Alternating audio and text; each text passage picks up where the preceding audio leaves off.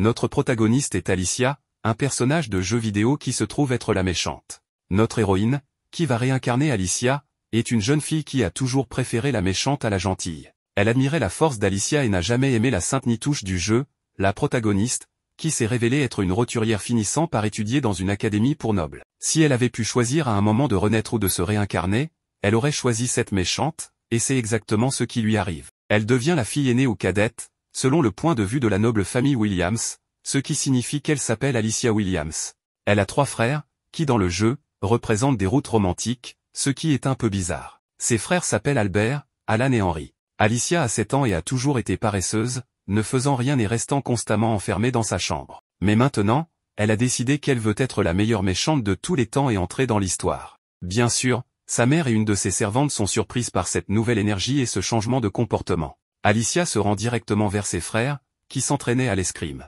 Elle demande à son frère Albert de lui apprendre à manier l'épée et de l'entraîner. Mais bien sûr, aucun des 3 frères ne semble très convaincu par sa demande, car elle ne s'était jamais intéressée à ce genre de choses auparavant.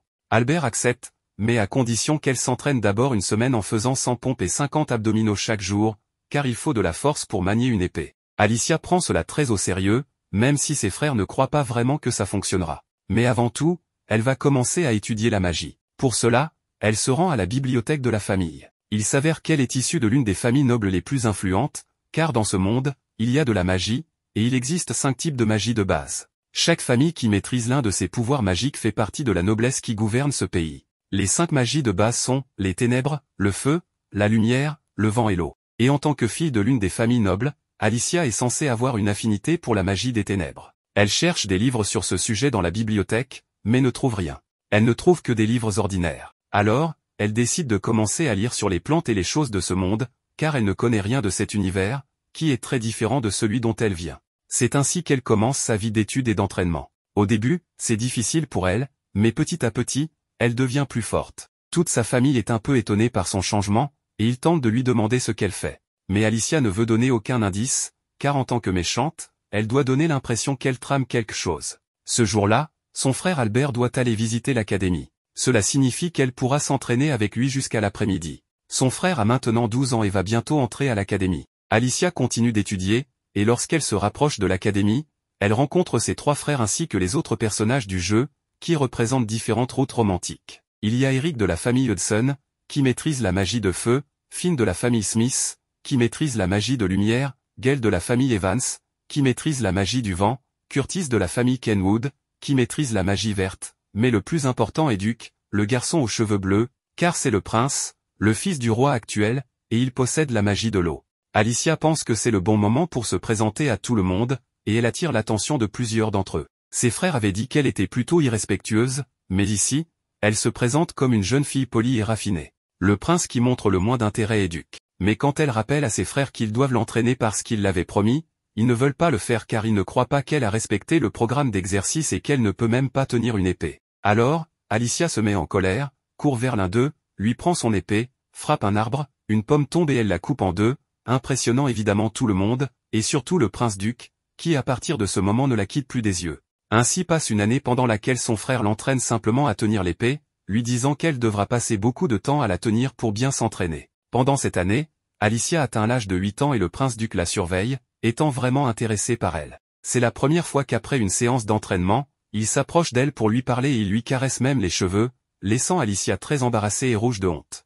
Mais ils sont interrompus par son frère aîné, et il semble que l'intérêt de Duke pour la maison des Williams ne soit pas pour ses frères ni pour la bibliothèque, mais pour sa sœur. Ensuite, nous assistons à une conversation importante entre les chefs des grandes familles, y compris le roi, qui semble préoccupé par des problèmes dans certaines villes, villages ou bourgs de ce royaume, qui ne traversent pas un très bon moment. Il parle également d'une rose dorée qu'il cherche avec beaucoup d'ardeur. À ce moment-là, il est mentionné qu'un des garçons avait invité Alicia chez lui, ce que dit le père de Finn au père d'Alicia. Il lui demande de ne pas faire de scandale, et les commentaires du père d'Alicia, disant qu'elle passe beaucoup de temps enfermée dans la bibliothèque, suscitent l'intérêt du roi, qui commence aussi à s'intéresser à elle. C'est ainsi qu'Alicia arrive chez Finn, elle est son invitée avec ses frères, et tous les jeunes nobles sont là. Mais ils ne sont pas les seuls à être présents, car le roi, qui est complètement intéressé à lui parler, est également là. Alicia le salue évidemment, et il commence à lui poser des questions sur ce qu'elle pense de la situation actuelle de son royaume, le royaume de Durki. Évidemment, Alicia pense que cela pourrait être un test et, en tant que preuve qu'elle est une bonne méchante, elle lui dit des choses importantes. Bien que Curtis soit en bonne position et économiquement fort, il y a certains problèmes dans plusieurs villages, en particulier ceux dont le roi avait discuté avec les autres chefs des familles nobles. Alicia lui propose une solution, aider un pays voisin à se libérer d'un autre empire, afin de pouvoir commercer avec eux et exploiter leurs mines. Cela constitue un vrai stratagème politique pour réaliser des bénéfices. Le roi est très impressionné par l'intelligence d'Alicia. Après cela, il part, et Alicia impressionne aussi tout le monde après cette conversation. Le roi marche dans les couloirs avec le père de Finn, qui lui dit qu'ils ont trouvé la rose dorée. Alicia, qui a eu une journée assez stressante, peut enfin manger quelque chose, et ce sont toutes des douceurs qu'elle adore. Et bien sûr, celui qui l'observe le plus est le prince-duc, dont les amis s'aperçoivent de son intérêt. Le garçon qui était considéré comme le prince de glace, très froid, a maintenant un sourire chaleureux en regardant Alicia. Plus tard, quand Alicia peut enfin rentrer chez elle, Duc s'approche d'elle pour lui remettre son cadeau. Bien que cela arrive un peu tard, Alicia l'ouvre et découvre que c'est un diamant.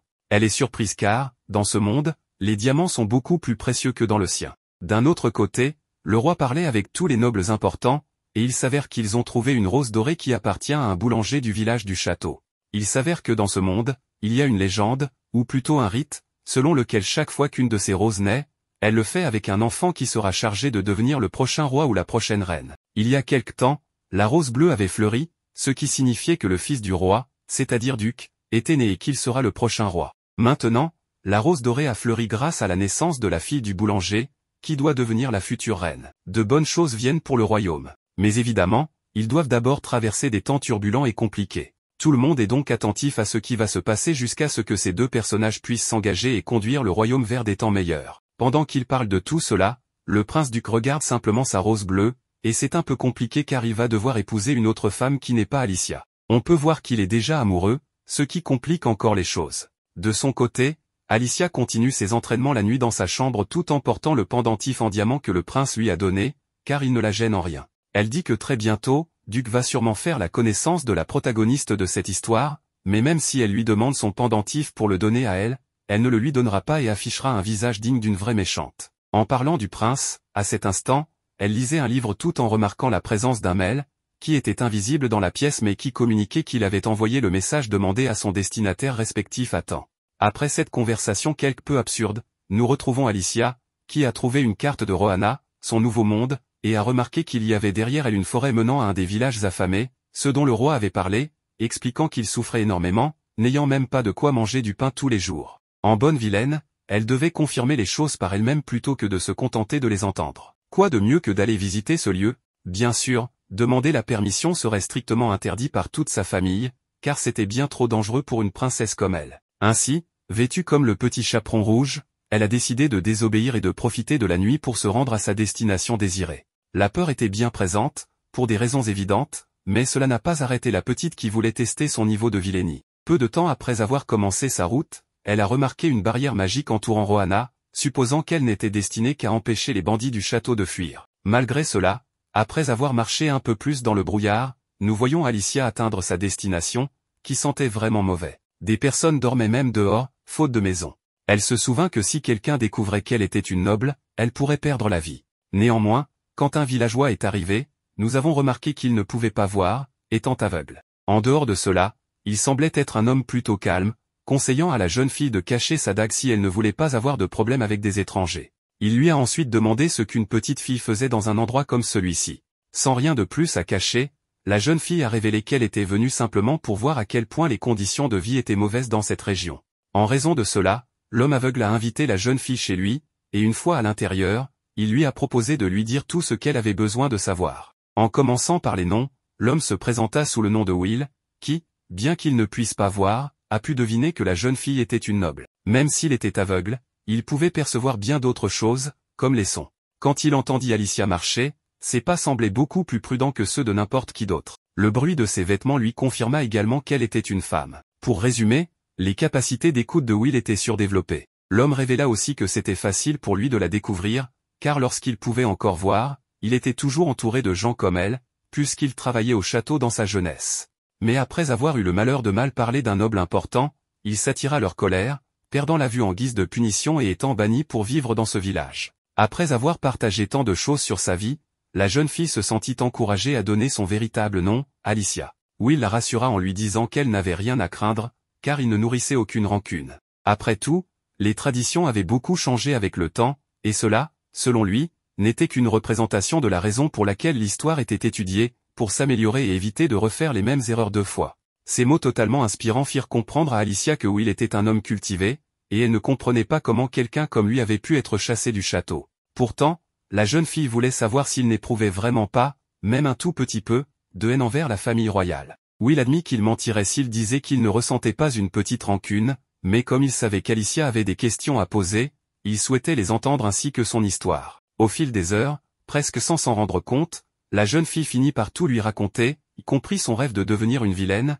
à cause de la confiance que Will lui inspirait. Il se contentait d'écouter, en gardant son visage calme jusqu'à la fin. Après plusieurs heures de conversation, il était temps de se dire au revoir. Alicia le salua en promettant de revenir, même si Will lui-même lui demanda de ne pas le faire, car c'était trop dangereux. Mais comme les vilaines font ce qu'elles veulent, bien sûr, elle reviendrait. Et bien que cela puisse causer des ennuis à Will à l'avenir, la petite ne voulait pas abandonner quelqu'un comme lui dans un tel endroit. Cela laissa à Will d'autre choix que d'accepter la visite d'Alicia à nouveau, à condition que ce soit de nuit, car ce serait beaucoup plus sûr pour elle. Plus tard, en rentrant au château, nous voyons qu'il faisait déjà jour à cause de la distance importante. Et Alicia revint, mais avec la différence que nous étions maintenant 1 an plus tard, avec un saut dans le temps. En comptant les 2 dernières années écoulées, la jeune fille avait passé son temps à lire, à apprendre l'escrime et à rendre visite à Will comme toujours. Le seul changement était que son frère Albert avait maintenant 15 ans, ce qui l'obligeait à entrer à l'académie de magie, où tout le jeu se déroule. Cela ferait sûrement que Duc et l'héroïne se rencontrent, et peut-être commenceraient-ils même à ressentir une attirance l'un pour l'autre. Mais cela ne faisait qu'exciter davantage Alicia, qui ne pouvait contenir son impatience de devenir la vilaine et de les affronter tous les deux. À ce moment-là, Eric et Henry apparurent pour l'inviter à aller en ville avec eux.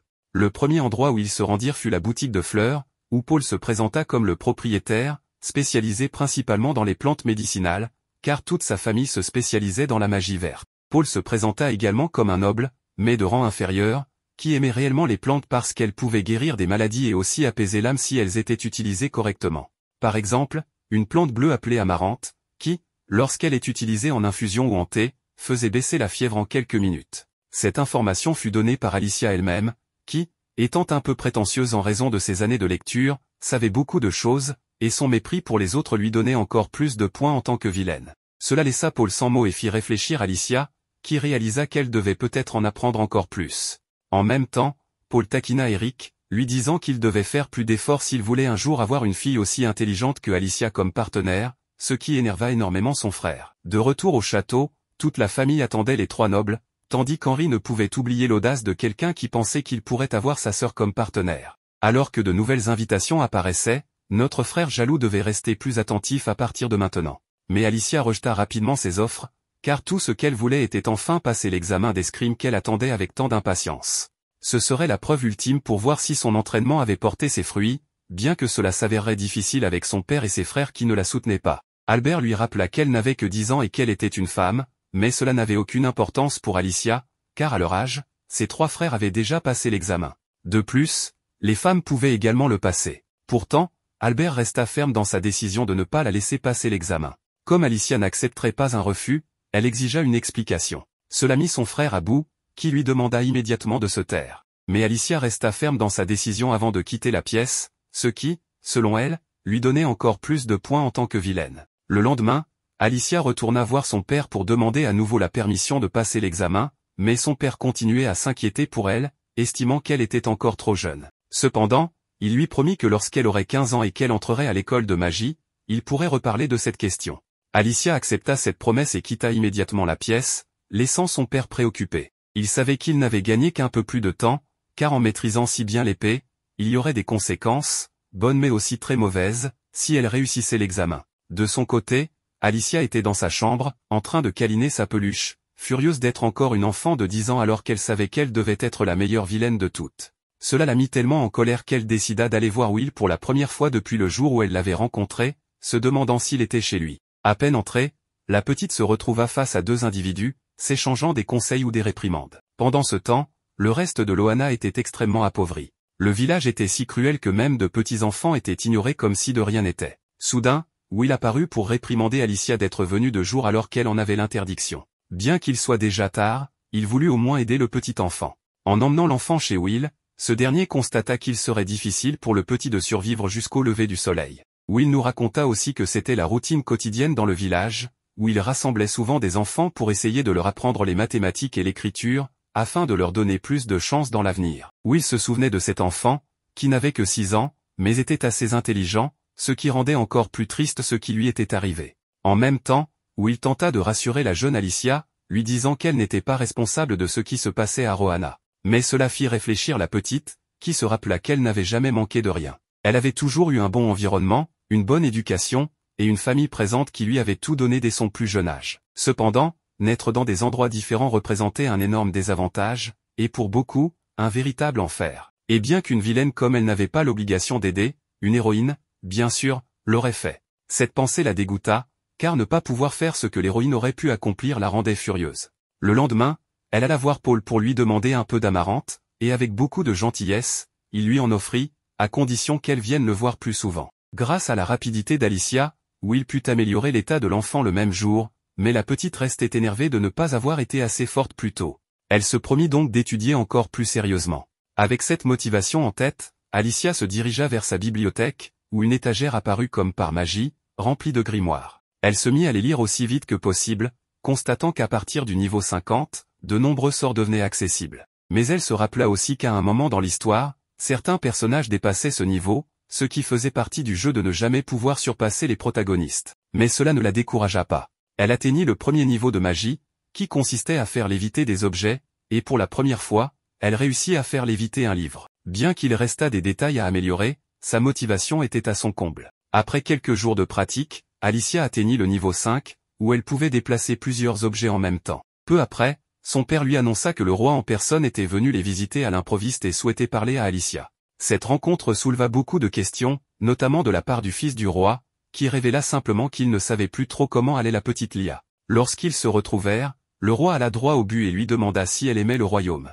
Comme la question lui semblait étrange, le roi reformula en lui demandant ce qu'elle pensait de la façon dont le royaume était gouverné. Se rappelant ce qui s'était passé récemment, Alicia répondit immédiatement qu'elle détestait la gestion actuelle, qu'il y avait des incompétents au pouvoir qui ne pouvaient même pas bien gérer un simple village. Cet affront surprit quelques membres du conseil, mais Alicia continua, affirmant que naître avec du mana te donnait automatiquement un poste en politique, même si tu étais totalement inapte à gouverner. Le roi ignora cette remarque et posa une dernière question à la jeune fille, « Penses-tu que tout ce que tu viens de dire s'applique aussi à toi ?» Alicia répondit rapidement que oui, reconnaissant qu'elle avait simplement eu la chance de naître dans une famille royale. Satisfait de ses réponses, le roi mit fin à l'entretien. Cependant, en sortant, Alicia était plus préoccupée par son manque de sommeil, ayant tant de choses à faire qu'elle n'avait pas bien dormi. Avant qu'elle ne s'évanouisse, le prince-duc arriva juste à temps pour empêcher sa chute. À son réveil, la petite avait beaucoup de fièvre, mais avant de lui donner son médicament, elle reçut un baiser. Alicia se réveille après avoir pris ce médicament et se souvient également du petit baiser que le prince-duc lui a donné, mais elle préfère ne pas y penser, car cela la rend très nerveuse. Elle décide de continuer à chercher l'héroïne, sa rivale. Elle veut donc s'infiltrer dans l'académie pour la trouver et obtenir plus d'informations à son sujet, mais c'est un peu difficile, car l'académie est très grande et elle se perd. Elle voudrait demander de l'aide, mais elle ne trouve personne, et si quelqu'un la voit, on la fera sortir de là, car c'est une enfant. C'est alors qu'elle est trouvée par une étudiante du coin, très gentille, qui s'appelle Liz Carter, qui s'avère être l'héroïne. Alicia ne la connaissait pas parce que le jeu auquel elle avait joué avec cette histoire ne montrait que des silhouettes, et elle ne reconnaissait pas non plus la voix. Mais ici, elle la reconnaît par son nom et le fait qu'elle soit une roturière entrée à l'académie. C'est une fille extrêmement gentille, et sans aucun doute, c'est elle. Alicia pense qu'elle n'est pas encore à son niveau, mais qu'un jour elle le sera. Grâce à son aide, Alicia parvient à atteindre l'aile de l'académie où elle voulait aller. Elle pense que cette fille est très gentille, mais qu'elle doit sûrement subir du harcèlement à l'académie en raison de ses origines roturières. Quand Liz arrive auprès d'autres filles, elle leur dit qu'elle avait trouvé une enfant perdue, mais Alicia s'était déjà cachée. Il s'avère que Liz est très appréciée,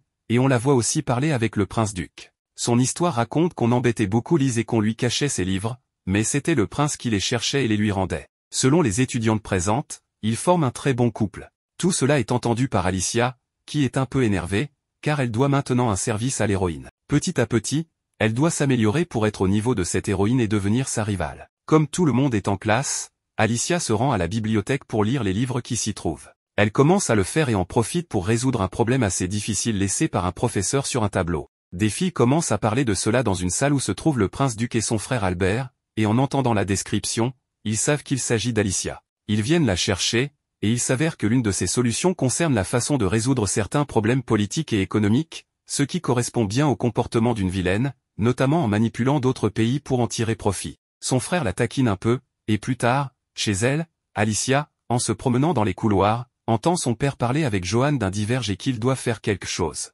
Alicia entre, et son père remarque qu'elle a écouté. Il lui demande alors combien elle a entendu. Alicia dit qu'elle a entendu que Lise était une divergente, mais qu'elle ne semblait pas être une mauvaise personne et qu'elle ne constituait pas un problème pour le pays, donc il n'y avait pas de raison de s'inquiéter. Pourtant, personne n'avait mentionné ce nom, c'était Alicia qui l'avait fait, car elle connaissait déjà toute l'histoire. Malgré cela, Johan Evans propose d'effacer la mémoire d'Alicia pour qu'elle ne se souvienne de rien et ne puisse rien dire. Finalement, il décide de ne pas le faire, se contentant de lui demander de garder le silence. Alicia continue d'explorer ses capacités magiques et peut utiliser la magie noire jusqu'au niveau 10, ce qui est assez puissant. Cependant, pour purifier les rivières de Loana, une ville pleine de criminels, elle aurait besoin d'une magie de niveau 25 ou plus. Elle pense qu'elle pourrait peut-être essayer de le faire, et même y parvenir. À ce moment-là, son frère arrive pour la chercher, car ils ont de la visite, et c'est Lise qui est venue pour le thé. Lise raconte ce qui s'était passé entre elle et Alicia, et semble en profiter pour flirter un peu avec son frère. Alicia se retrouve avec quelques nobles et Lise, qui discutent du prochain festival scolaire et de ce qu'ils vont y faire. Alicia dit qu'elle ne devrait pas être là, car elle ne fréquente pas l'académie, mais comme c'est une célébration ouverte à tous, elle pourrait aussi proposer des idées. Elle commence à penser à ce qu'elle pourrait faire de mal, surtout pour ennuyer ou embarrasser Lise, car elle reste sa rivale. Cependant, elle ne trouve rien de vraiment utile, car la seule chose à laquelle elle pense est de la traiter de roturière, ce qui n'est pas au niveau d'une véritable vilaine. Elle envisage aussi de se rapprocher du prince duc pendant le festival et de lui dire qu'il lui appartient, mais cela reviendrait à se déclarer, donc ce n'est pas une option. Finalement, elle suggère que Lise, qui peut utiliser les 4 types de magie, pourrait faire une démonstration devant tout le monde, pensant que cela mettrait Lise dans l'embarras. Mais Lise est ravie de cette idée, et les autres l'approuvent également, ce qui fait échouer le plan d'Alicia. Elle essaie de se comporter de manière impolie avec Lise pour montrer qu'elle est une vilaine, surtout lorsque Lise lui propose de monter sur scène, mais cela ne fonctionne pas très bien, car elles ne se connaissent pas encore suffisamment, et il leur faudrait plus de temps pour se rapprocher. Lise est trop gentille, et Alicia ne trouve aucun moyen de l'attaquer. Ensuite, Lise bombarde Alicia de questions, sans lui laisser le temps de respirer, bien que ces questions ne soient pas particulièrement intéressantes. À un moment donné, Alicia utilise sa magie pour attirer une marguerite d'un vase à proximité et l'offre à Lise, en disant que c'est une fleur parfaite pour une personne aussi bonne qu'elle. Tout le monde est surpris, car il semble qu'Alicia soit une divergente, puisqu'elle a seulement 10 ans et peut déjà utiliser la magie. Alicia est ensuite envoyée dans sa chambre, car la situation doit être réglée. Cependant, grâce aux paroles aimables de Lise, elle se sent un peu plus rassurée, bien qu'elle pense que la véritable divergente est en fait Lise. Plus tard, Alicia parle avec quelqu'un qui lui explique qu'il est inhabituel qu'une enfant de 10 ans puisse utiliser la magie, car cela commence généralement à se manifester à 13 ans, lorsqu'on entre à l'académie. Il lui raconte également l'histoire d'une noble qui avait atteint le niveau 80 en magie, mais qui a perdu le contrôle en tentant d'atteindre le niveau 100, et depuis, elle n'a plus jamais pu utiliser la magie. Alors, on lui donne le conseil de ne pas tenter d'utiliser une magie aussi puissante et de progresser petit à petit. On réveille ensuite Gilles, qui n'est pas très content de voir Alicia parce qu'elle est une noble. Pourtant, c'est elle qui lui a donné le médicament pour le guérir, même s'il n'en est pas très heureux. Alicia se dit que si elle était comme Lise, elle pourrait lui ouvrir son cœur en étant très gentille et aurait sûrement la force de le faire. Mais Gilles a fermé son cœur à cause de tout ce qu'il a vécu, alors Alicia, qui veut être une véritable vilaine, lui dit que s'il veut être mort, il devrait rester mort et qu'elle pourrait l'aider en utilisant sa magie. Elle parvient à le faire changer d'avis en utilisant une forme d'amour dur, comme on dit. Voyant que Gilles veut continuer à vivre parce qu'il se bat, elle lui dit qu'il fera tout pour éviter qu'il ne se fasse tuer et dit qu'elle veut l'utiliser. C'est un garçon assez intelligent, et elle pourrait le sortir de Loana et le prendre sous sa protection. Gilles lui demande pourquoi elle ferait cela, et elle lui dit de ne pas y penser, qu'elle l'aide simplement parce qu'elle veut l'utiliser comme un outil, vu son intelligence. Gilles comprend alors, mais reste perplexe. Paul intervient pour dire qu'elle est un peu bizarre, mais qu'au fond, c'est une bonne fille. Même si Alicia essaie de paraître comme une vilaine, cela ne fonctionne pas vraiment. Par la suite, son père parle avec le roi et d'autres leaders des familles nobles au sujet du fait qu'Alicia est une divergente et pourrait être la future héritière, celle qui devrait se marier avec le prince. Mais cela ne peut pas être, car celle qui peut utiliser les 4 types de magie, c'est Lise, la roturière. De plus, la rose dorée est née à sa naissance, ce qui indique qu'elle est l'élue. Ainsi, bien qu'il soit inhabituel qu'Alicia puisse utiliser la magie si jeune, cela reste moins surprenant, car elle appartient à une famille noble. Pour l'instant, il la laisse tranquille, mais le roi demande qu'on lui enseigne à maîtriser son pouvoir pour éviter qu'elle ne perde le contrôle. Il autorise également Alicia à entrer à l'académie de magie un an plus tôt, lorsqu'elle aura 13 ans. Alicia s'entraîne alors, et en l'espace de 3 ans, elle atteint le niveau 80, ce qui surprend tout le monde, y compris le roi. Comme il l'avait promis, elle peut intégrer l'académie de magie un an plus tôt. Mais ce n'est pas tout, le roi lui demande également si elle veut bien devenir la protectrice de Liz Carter, pour veiller sur elle. Le roi a demandé à notre méchante de ne pas être la gardienne de la sainte ou de Liz, mais plutôt de l'aider à progresser. Liz est devenue très célèbre à l'académie et tout le monde l'adore. Les gens sont devenus plus des adulateurs que de simples admirateurs. Ses essais sur ce qui devrait être fait pour le bien des autres et le monde sont un peu simplistes et basiques. Comme le roi sait qu'Alicia est très intelligente et directe, il veut qu'elle aide Liz à s'améliorer. Le roi demande à Alicia si elle connaît l'histoire de la sainte. Évidemment, Alicia la connaît bien, car elle sait comment se déroule l'histoire. Il est dit qu'un jour, une fille aimée des dieux, en l'occurrence Liz, apparaîtra. Elle est très puissante, très belle, et mènera le royaume à une ère de prospérité. Mais si Liz est tout cela, sauf intelligente, les choses vont se compliquer. Le père d'Alicia ne veut pas qu'elle prenne ce rôle, car toute personne qui s'oppose à Liz devient un paria du fait que tout le monde l'aime et ne voit en elle que sa gentillesse et sa beauté. Quand Alicia apprend qu'elle sera une paria et que tout le monde la détestera, elle décide d'accepter ce rôle de méchante. Après avoir raconté tout cela à Giles et à Will, ils ne comprennent pas pourquoi elle fait tout cela, mais elle explique qu'elle ne l'a pas fait gratuitement, elle a demandé que Giles puisse quitter Loana et devienne son serviteur. Bien que Giles ne soit pas convaincu, car les serviteurs des nobles doivent également être de naissance noble, Alicia insiste sur le fait qu'elle a réussi à obtenir cela car ce qu'elle fait est important. Will est surpris, car c'est la première fois que quelqu'un peut quitter Loana. Alicia lui demande s'il veut également quitter le village pour retourner au château, car elle a pensé à en parler au roi. Mais Will, étant un délinquant, a déjà accepté de continuer à vivre là-bas. Beaucoup de choses ne peuvent pas encore changer à Loana. En rentrant chez elle, Alicia trouve une fille gravement blessée qui lui demande de l'aide. Elle réfléchit et la porte au centre du village, où se trouve une fontaine d'eau très polluée, qui ne peut pas être utilisée pour la soigner. Malgré la foule qui l'entoure, elle utilise sa magie pour purifier l'eau et s'occuper de la fille, qui a des brûlures graves et une jambe gangrenée. Giles et Will disent qu'elle n'a pas d'avenir et qu'elle va mourir. Pour éviter que les gens ne voient ce qui se passe, Alicia utilise une barrière magique. Alicia, bien qu'hésitante, décide de faire de son mieux et utilise une magie puissante pour guérir les blessures de la fille. Mais elle n'a pas d'autre choix que de lui couper la jambe gangrenée, ce qui fait croire aux gens, en dehors de la barrière, qu'elle l'a tuée. Après avoir sauvé la fille, cette dernière la remercie, même si elle n'est pas ravie d'avoir perdu sa jambe. Alicia retire la barrière et présente la fille, Rebecca, comme la sauveuse du village, défiant ainsi l'héroïne Liz, qui viendra un jour à Loana. Elle dit à Rebecca qu'à partir de maintenant, elle sera sa servante et son informatrice, lui rapportant tout ce qui se passe dans le village. C'est ainsi qu'Alicia la récompense pour l'avoir sauvée. Will et Giles ne comprennent pas ce qu'Alicia fait, mais plus tard, Alicia leur explique que, pour aider Liz, elle a besoin de connaître tout ce qui se passe à Loana. Elle avait donc besoin d'une informatrice que les gens voient comme une héroïne, pour lui rapporter les problèmes du village. Finalement, Giles et Alicia quittent Loana, accompagnés par les adieux de Will. Il veut rester là après tout, car il veut voir comment Loana va changer pour le mieux. Évidemment, il ne pourra pas le voir littéralement, comme il le dit lui-même, car il est aveugle. Mais il veut être présent, et c'est ainsi que Giles quitte cette zone horrible de Loana et atteint le monde extérieur, le monde des libres, où tout peut enfin changer complètement. Alicia va à l'académie avec son nouveau serviteur, Giles. Son père lui fait ses adieux et, comme il lui avait promis de lui dire pourquoi il ne l'avait pas laissé prendre des cours d'escrime lorsqu'elle entrerait à l'académie, il lui explique simplement qu'il ne l'avait pas laissé faire parce qu'elle était trop douée. C'était une réponse assez brève par rapport à ce qu'elle attendait, mais finalement, elle l'a pris comme un compliment. À l'académie, les rumeurs et les bavardages commencent à propos d'Alicia, la nouvelle qui est entrée avec un permis spécial. 3 filles très gentilles s'approchent d'elle, mentionnant qu'elles connaissent son frère et que Liz avait déjà parlé d'Alicia. Elle commence à lui toucher les cheveux, et c'est là qu'Alicia commence son rôle de méchante, elle leur tape sur les mains et leur dit de reculer, les traitant de curieuses et de dégoûtantes. Clairement, elles ne l'ont pas bien pris, mais Liz apparaît pour voir Alicia.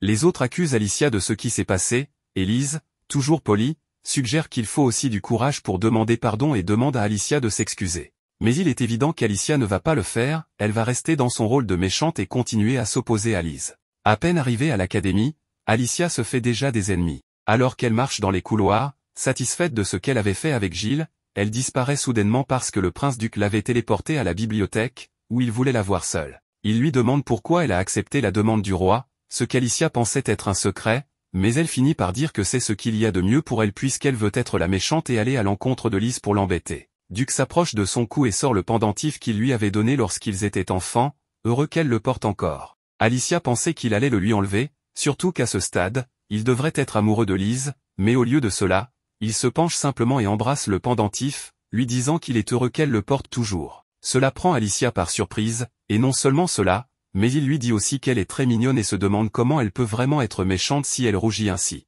Alicia s'en va, soi-disant en colère, mais en réalité, elle est embarrassée parce qu'elle ne s'y attendait pas du tout. L'histoire ne se déroule pas comme dans le jeu auquel elle avait joué. Elle retrouve Gilles, qui était très effrayé parce que sa maîtresse avait disparu sans prévenir. Après cela, c'est l'heure du thé, et Alicia arrive avec Gilles au jardin, où Lise prend le thé entourée de tous les héritiers nobles, une sorte de club de fans. Évidemment, Alicia n'est pas là pour prendre le thé avec Lise, elle apporte un essai écrit par Lise sur Loana, suggérant qu'il faudrait abolir les barrières et que tout le monde soit libre et heureux, une idée assez fantaisiste. Alicia lui dit qu'elle vit dans un rêve et que les hiérarchies ne peuvent pas être supprimées, car c'est ce qui permet aux gens de se battre pour quelque chose de mieux. Tout le monde n'est pas égal, c'est impossible, car chacun naît avec des traits différents. La personne la plus différentée, en quelque sorte, la plus chanceuse, c'est Lise elle-même, car elle est la plus puissante, bénie, belle, bien qu'un peu en manque d'intelligence. Alicia lui conseille d'être plus prudente avec ses paroles, car avec autant de pouvoir, les autres la suivront même si ses idées sont absurdes ou des rêves irréalistes. À ce moment, une sorte de magie semble influencer les membres du club de fans, qui commencent à détester Alicia pour avoir défié Lise.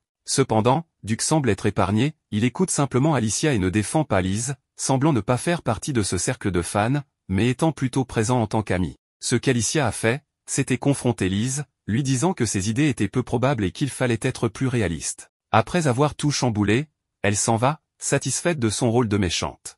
Mais il faut dire que Lise n'était pas entièrement triste, elle semblait croire qu'Alicia avait dit tout cela pour son bien. Il semble que Lise soit véritablement bienveillante, bien que pas aussi perspicace qu'Alicia. De plus, Alicia connaît déjà le déroulement de l'histoire, ce qui lui donne plusieurs longueurs d'avance. Les choses en restent là, avec Alicia jouant le rôle de la méchante comme elle le voulait, Lise respectant ce qu'elle dit mais restant triste, et certains des enfants nobles étant assez en colère contre Alicia. Dans le couloir de l'école, tout le monde la regarde avec mépris, ce qui lui convient parfaitement, car son objectif était de jouer le rôle de la méchante, apparemment en raison du fait qu'elle a abusé de leur bonté et maltraité Lise. Gilles, cependant, ne comprend pas bien la situation. Certes, Lise a pu dire des choses gentilles sur Loana, mais elle ne fait en réalité que s'asseoir et boire du thé. Alicia, en tant que mentor, doit la guider vers quelque chose de mieux, mais elle ne le fera évidemment pas avec douceur. Bientôt, ils devront retourner à Loana pour parler avec Rebecca et Will. Avant cela, Alicia doit terminer ses tâches, et Gilles la taquine en disant qu'elle est une méchante très appliquée. Lorsqu'elle rencontre Rebecca et Will, elle veut savoir ce que les gens pensent. Tous sont mécontents de la population extérieure de Loana et craignent que, si jamais ils pouvaient sortir, ils détruiraient tout. Transformer Loana en un lieu meilleur est donc un défi compliqué. Rebecca explique que bien qu'elle ne soit pas vue comme une sauveuse, elle est respectée car protégée par Alicia, qui possède un grand pouvoir magique. Ainsi, Rebecca peut discuter en toute tranquillité avec les individus les plus violents et dangereux de cet endroit. Avant l'arrivée d'Alicia, peut espérer un changement positif à Loana, mais avec sa présence et le fait que Rebecca, ayant frôlé la mort, ait survécu et se porte mieux, un mince espoir renaît. Cependant, comme le dit Will, un grand changement ne se fait pas en un jour. Rebecca propose de planter des cultures pour que Loana devienne autosuffisant. Bien que certaines plantes de l'extérieur puissent pousser là-bas, Alicia refuse de lui fournir des graines gratuitement, mais Gilles conseille silencieusement à Rebecca de négocier avec Alicia. Finalement, cette dernière accepte d'aider, à condition d'être informée de chaque progrès. Alors qu'Alicia rédige un rapport sur Loana, Henry, l'un des jumeaux, lui rend visite. Contrairement à son frère Alan, tombé sous le charme de Lise, Henry ne partage pas cette fascination et trouve même du sens dans les paroles d'Alicia. En effet, Alan et Henry se sont éloignés, Alan étant maintenant séduit par Lise, ce qui a changé leur relation fraternelle. Henry interroge Alicia sur ses intentions envers Alice, mais elle reste discrète. Il lui apporte également une invitation pour prendre le thé avec le roi, un événement où, dans le jeu, seule l'héroïne était invitée, et non la méchante. Un des frères demande à Alicia de ne pas faire d'impertinence, mais elle compte bien jouer son rôle. Avec la présence de Lise, Alicia perçoit cette invitation comme une épreuve de la part du roi pour évaluer son rôle de mentor. Lorsque la réunion commence, le roi annonce un cadre informel, mais malgré cela, l'atmosphère reste tendue. Plusieurs personnes en viennent naturellement à détester Alicia pour son opposition à Lise. Cependant, deux personnages restent neutres, sans prendre parti pour l'une ou l'autre, tandis que son frère Henry a également subi des changements par rapport à l'histoire originale du jeu qu'elle connaît. Mais le personnage le plus changé est sans doute elle-même, car elle n'avait même pas été invitée à cette réunion. De plus, dans le jeu, le prince est censé toujours rester près de Lise et lui sourire. Cependant, ici, le prince-duc sourit à Alicia, ce qui montre bien que les choses ne se passent pas comme prévu dans le jeu. Le roi est présent pour la tester et se rappelle d'ailleurs d'une prédiction d'Alicia, selon laquelle une nation voisine, Durand, tomberait en faillite, ce qui s'est effectivement produit. On débat ensuite sur les moyens d'aider ce pays, et bien qu'Alicia sache qu'il serait inutile d'aider une nation en faillite sans y gagner quelque chose, elle propose de la transformer en royaume vassal pour éviter que d'autres nations voisines, comme Laval, n'en profitent. Lise, en revanche, souhaite aider les habitants et pense à leur bonheur, sans se préoccuper des conséquences. Malgré cela, la logique d'Alicia convainc plusieurs partisans de Lise, et le roi reconnaît son intelligence. Le prince-duc est également impressionné. À la fin de la réunion, Lise devient le centre de l'attention. Alicia s'éloigne alors, mais elle rencontre Duc qui la cherchait, car elle s'était perdue dans le palais. Le sourire du prince envers elle semble sincère, ce qui représente un autre changement par rapport au jeu. Plus tard, alors qu'Alicia s'entraîne à l'escrime, Henri s'approche de Gilles, mais celui-ci reste distant, car il ne fait confiance qu'à Alicia. Henri conseille à Gilles de se renforcer et de ne pas dévoiler ses sentiments envers elle, car cela pourrait représenter une faiblesse. Gilles comprend et promet de ne pas causer de problème, bien qu'Alicia, qui entend la conversation, affirme qu'il n'y a aucun souci. Elle confie à Henri que son rêve est de devenir la meilleure méchante de l'histoire, ce qui amuse beaucoup Henri. En discutant, ils évoquent l'attirance de plusieurs personnages pour Lise. Henri admet qu'il a été sous son charme, mais il pense que cela est dû à sa personnalité bienveillante et non à de la magie. Cependant, Alicia soupçonne qu'il pourrait y avoir une influence magique et envisage de faire des recherches dans des grimoires anciens. Alors qu'elle réfléchit aux récents événements, elle entend soudain les cris de Gilles qui lui ordonne de fuir. Deux hommes tentent de l'attraper, et sans s'en rendre compte, Alicia est frappée et perd connaissance. Elle se réveille plus tard, se trouvant en captivité aux côtés de Gilles, qui est également blessé. Notre protagoniste, sans crainte d'échouer, a tenté d'utiliser la magie pour se libérer, mais, malheureusement, elle portait un collier qui annulait ses pouvoirs magiques, la laissant à la merci des malfaiteurs, qui n'ont pas hésité à utiliser la force pour la calmer. Bien qu'Alicia ait tenté de faire quelque chose, elle était en nette position de faiblesse. Voyant que les voleurs ne tireraient aucun avantage de la situation, ils ont décidé de les éliminer. Cependant, Alicia a réussi à assommer un des hommes d'un coup et a demandé à Gilles de fuir, mais cela s'est avéré impossible à cause de sa jambe cassée, laissant Alicia perplexe, car dans le jeu, personne n'était jamais enlevé. Désespérée, Alicia a atteint une étagère, s'est libérée et s'est armée, immobilisant rapidement son ennemi. Le chef des ravisseurs a alors tenté de la tuer, mais il a été surpassé par les couteaux d'Alicia, qui, se voyant sans autre option, a pris la fuite. Cependant, pour sa malchance, elle était prête à lui ôter la vie si une magie étrange, exécutée par Lise, ne l'avait pas arrêtée. Lise avait mal interprété la situation en voyant Alicia attaquer. Malgré ses efforts pour clarifier qui était réellement le méchant, Alicia a failli perdre la vie, mais elle a été sauvée par le prince, qui a maîtrisé l'homme d'un seul coup. La garde est arrivée et a arrêté les coupables. Bien que Duc fût blessé, il a minimisé la gravité de sa blessure, tandis qu'Alicia expliquait ce qui s'était passé. Henri s'est occupé de Gilles, et bien que tout se soit calmé, l'attitude d'Alicia a irrité Duc. À l'arrivée de leurs compagnons, ils se sont réjouis que la jeune fille aille bien, mais Lise a accusé Alicia d'avoir voulu tuer quelqu'un d'indéfendable, ce qui a déclenché une dispute entre eux sur l'usage de la violence. Alicia, en colère, a demandé à son frère s'il n'utiliserait pas son épée si quelqu'un menaçait sa famille. Cependant, Lise a insisté sur le fait que la violence est le pire des chemins, une position qu'Alicia a jugée absurde après avoir failli perdre la vie. Lise a affirmé que si Alicia avait eu foi et avait attendu, rien de mal ne se serait passé, ce qui a seulement amené Alicia à remettre en question le type d'héroïne qu'elle souhaitait devenir. À ce moment-là, une brise glaciale est apparue de nulle part, provoquée par Sa Majesté, qui a affirmé que ce n'était pas grâce à la foi de Lise qu'Alicia avait été sauvée. Duc a soutenu Alicia, assurant que si elle n'avait pas agi, la vie de Gilles serait en danger. Sans peur, Duc a déclaré que quelqu'un avec des idées aussi stupides ne pouvait pas être la sainte de ce monde. Curtis est intervenu pour arrêter le conflit et a commencé à soigner Alicia. Bien qu'elle lui en soit reconnaissante, elle était aussi agacée, car l'un de ses dents s'était desserré à cause du coup de l'ennemi. Duc, irrité, n'a pas permis à Lise d'intervenir dans les soins, ce qui a encore plus contrarié Lise. Alicia, de son côté, a demandé à la sainte si c'était si difficile de voir la réalité sans vivre une vie idéale, ce qui l'a laissée songeuse. Duc a porté Alicia dans ses bras pour l'emmener se faire soigner, ce qui a fait penser à Lise que le prince pouvait ressentir quelque chose pour elle, ce qui pourrait poser problème. Mais Duc, ignorant les plaintes d'Alicia de ne pas être traitée comme une enfant, lui a demandé de ne plus risquer sa vie, révélant que presque la perdre lui avait fait ressentir une émotion intense. Cela a fait comprendre à Alicia que peut-être Duc avait des sentiments pour elle, bien que, se rappelant qu'il était destiné à la héroïne, elle n'y voyait pas de sens. Finalement, Alicia a commencé à se détendre et s'est endormie. À son réveil, elle a trouvé Duc allongé à côté d'elle et dans un lit qui n'était pas le sien, ce qui l'a troublée. Alors qu'elle tentait de comprendre ce qui se passait, elle luttait avec ses propres pensées jusqu'à ce que Duc se réveille soudainement, simplement pour lui rappeler de ne pas oublier son pendentif, qui avait apparemment été pris par l'un des voleurs. Après lui avoir rendu son pendentif, Duc estimait qu'il était temps pour un autre baiser passionné, mais l'arrivée impromptue de Gilles, sans frapper, l'a fait basculer de l'autre côté du lit à cause de la poussée embarrassée d'Alicia.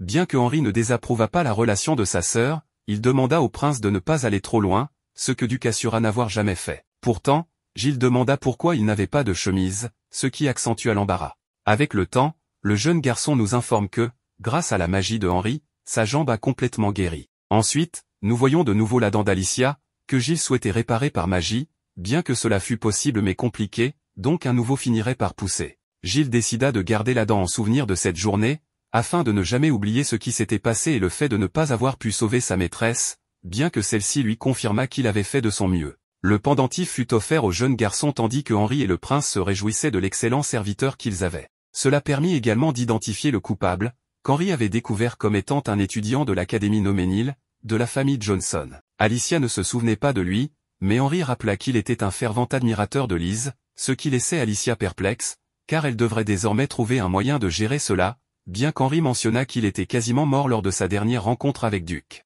Le prince ajouta que la famille royale avait également infligé un autre châtiment à la famille Johnson en raison de ce délit grave, ce qui rendit Alicia triste de ne pas avoir pu faire grand-chose. Duc révéla que son père avait probablement quelque chose à voir avec l'attaque, ce qu'Alicia comprenait comme une opportunité pour entraîner Lise. Lorsque le prince interrogea le coupable, celui-ci dévoila que le roi lui-même l'avait envoyé pour informer Lise des problèmes, en guise de simple épreuve. Cela surprit Gilles, qui pensait qu'une sainte ne devait pas être aussi importante, mais Alicia savait que les légendes disaient que la sainte sauvait le royaume. Duc s'excusa alors auprès d'Alicia, expliquant que son père était obsédé par cette légende. Gilles demanda à Duc s'il se marierait avec Lise en tant que prince, car la légende disait également que la sainte était destinée au prince. Bien qu'Alicia réalisât que Duc avait des sentiments pour elle, elle pensait que son destin était plus grand.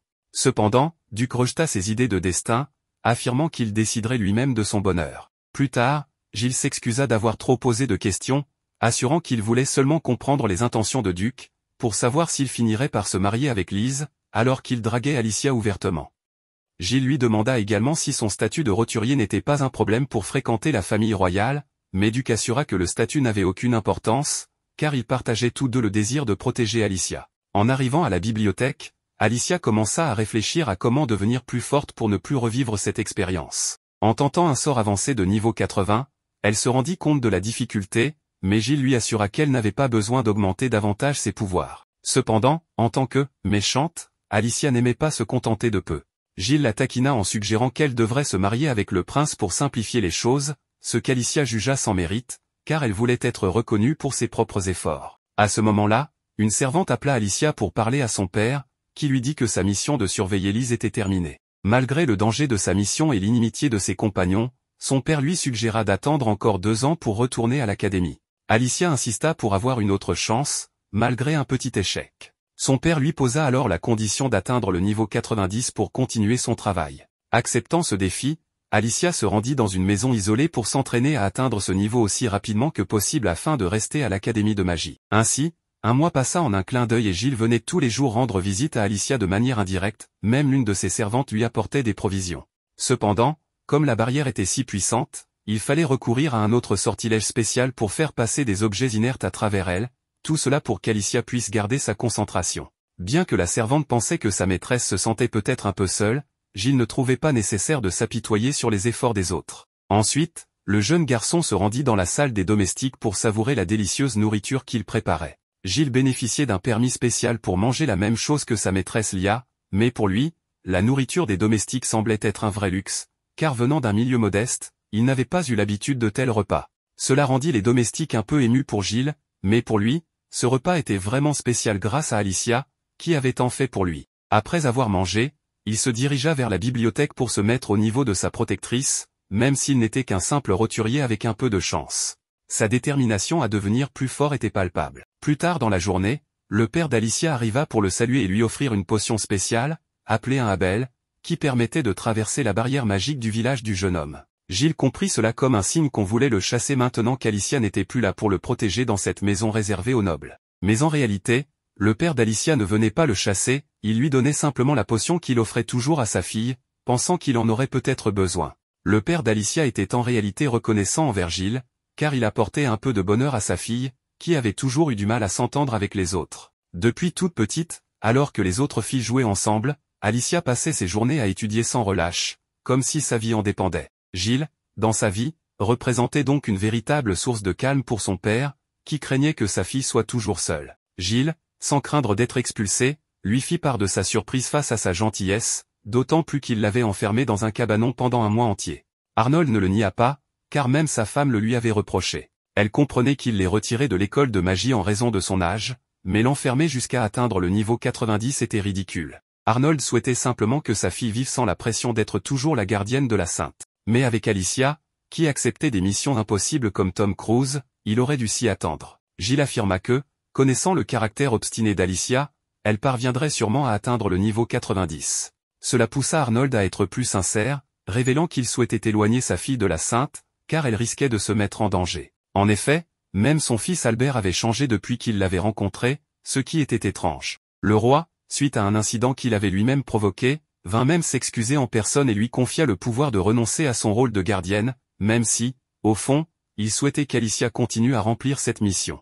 Gilles, se souvenant de Lise, pensait que sauver le royaume était peut-être trop demandé. Albert partageait une idée similaire, car c'était une histoire très ancienne. Cependant, la réalité était que Lise deviendrait officiellement la sainte après avoir obtenu son diplôme, et travaillerait pour le royaume, tout comme Alicia. Dans ce royaume, on utilisait les talents exceptionnels de chacun, et Arnold aurait certainement préféré que sa fille n'ait aucun pouvoir pour pouvoir dormir tranquille. Gilles comprit en partie, mais affirma aussitôt qu'Alicia n'était pas du genre à se laisser manipuler sans s'en rendre compte. Elle considérait que les familles étaient les faibles, pas elles-mêmes. À la fin, Arnold se sentit un peu plus rassuré, estimant que sa fille avait grandi. Pendant ce temps, nous voyons où il récoltait les graines et les pommes de terre qu'Alicia avait plantées, permettant au groupe de manger autant qu'il le voulait. Rebecca, de son côté, remercia Alicia pour ses leçons d'agriculture et admit qu'elle n'aurait jamais pensé que la terre de leur village servirait réellement à quelque chose.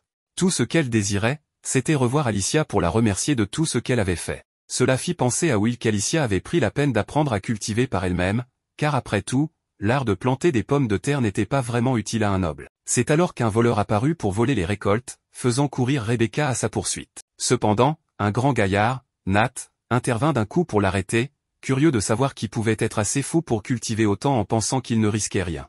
Mais Rebecca, toujours optimiste, invita simplement sa famille. Il pensait que quelques gardes ne seraient pas de trop, mais Nat s'inquiétait davantage de faire confiance à Alicia, car il n'était pas sûr de ses intentions. Après tout, elle pouvait simplement agir par caprice. De plus, cela faisait environ un mois qu'elle n'était pas venue les voir, ce qui montrait clairement qu'elle en avait peut-être assez de faire semblant d'être aimable avec eux. Malgré tout, Will et elle continuaient de la soutenir, ce que Nat trouvait purement hypocrite. De son côté, Rebecca affirmait qu'elle ne pensait pas qu'Alicia soit une mauvaise personne, et que même si elle les aidait par caprice, cela n'avait pas vraiment d'importance, car elle leur avait appris à cultiver. Si elle voulait vraiment les aider, il aurait été plus simple de leur donner du poisson, mais elle avait choisi de leur apprendre à pêcher, ce qui avait apporté un peu de joie et d'espoir au village. Au royaume, on voit le roi se demander pourquoi son fils avait aidé Loana dans l'ombre. Cependant, il ne comptait pas le réprimander, car il était d'accord avec le plan qu'Alicia leur avait proposé. En l'examinant de plus près, il trouvait même que ce plan était plutôt bien pensé, bien que Duc aurait le dernier mot.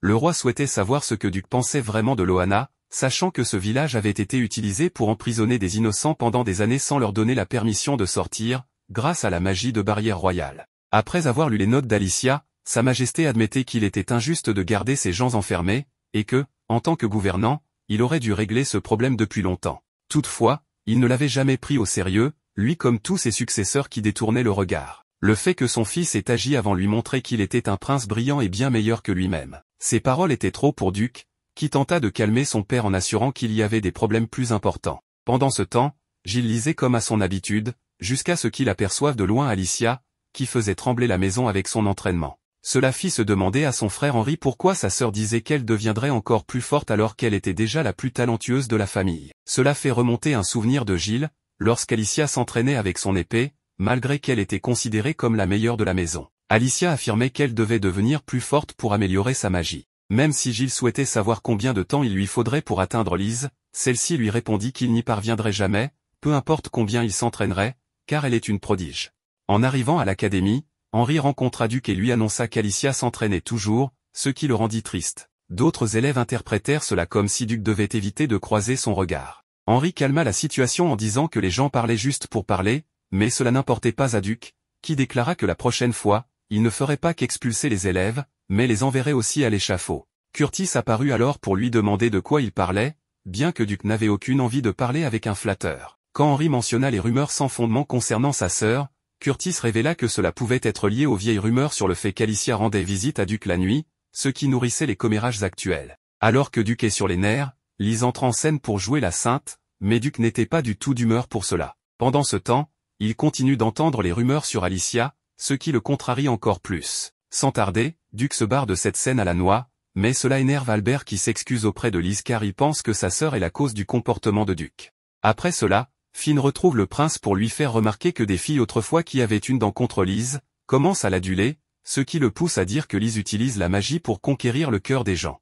Le prince parla ensuite avec Mel, qui était dans l'eau, pour qu'il enquête sur Lise et ce qu'elle faisait pour que tout le monde l'apprécie autant, suspectant une magie rare de haut rang. 2 ans passèrent, et Gilles reçut des macarons d'Henri, les friandises préférées d'Alicia. Celle-ci avait encore 6 mois avant que Lise ne soit diplômée. Alors qu'elle prenait plus de temps que prévu, Henri se rappela que le niveau 90 n'était pas facile à atteindre. Un jour, une servante annonça qu'Alicia avait enfin terminé son entraînement, levant sa barrière magique. Gilles se précipita pour la voir, découvrant une Alicia bien plus grande et magnifique, qui eut du mal à le reconnaître tant il avait grandi. Même ainsi, le jeune garçon ne savait pas quoi dire après ne pas l'avoir vue pendant si longtemps. Alicia lui-même était perdue, bien qu'il ait voulu partir immédiatement pour Loana sans attendre. Le voyage commença sur le champ. Il pensa qu'il serait peut-être préférable de saluer toute sa famille ou ses amis qu'il n'avait pas vus depuis un moment. Mais Alicia insistait toujours, elle devait se rendre à Loana, ayant enfin appris ce dont elle avait tant besoin.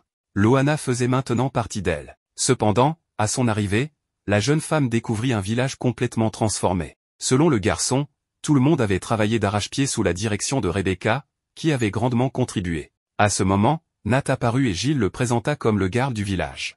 Nat était là, en partie, pour remercier Alicia de son aide, affirmant que c'était la première année où aucun enfant n'avait succombé à la faim. Pourtant, il ne put s'empêcher d'exprimer ses doutes sur elle, ce qu'Alicia trouva normal dans de telles circonstances.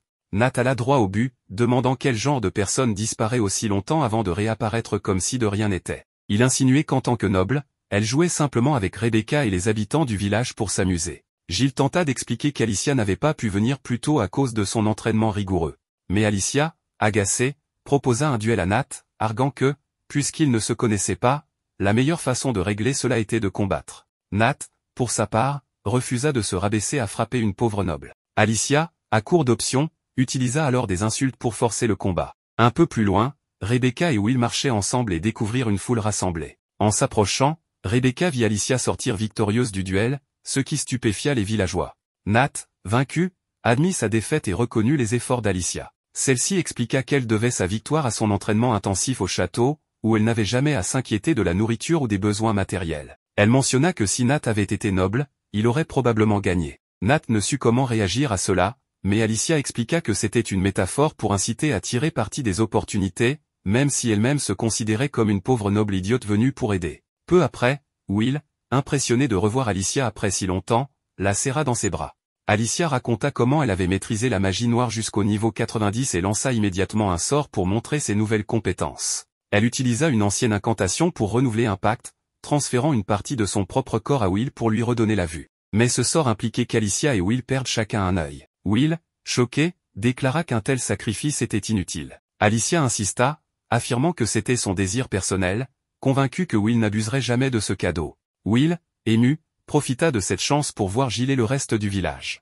Après plusieurs heures, Alicia décida de rentrer chez elle. En chemin, elle remarqua que son œil perdu ne lui causait aucune douleur, bien que son apparence l'inquiétât, surtout la réaction de son père, qui était très protecteur. À son retour, son père s'évanouit en la voyant. Lorsqu'il revint à lui, Alicia expliqua qu'elle avait volontairement donné son œil à quelqu'un.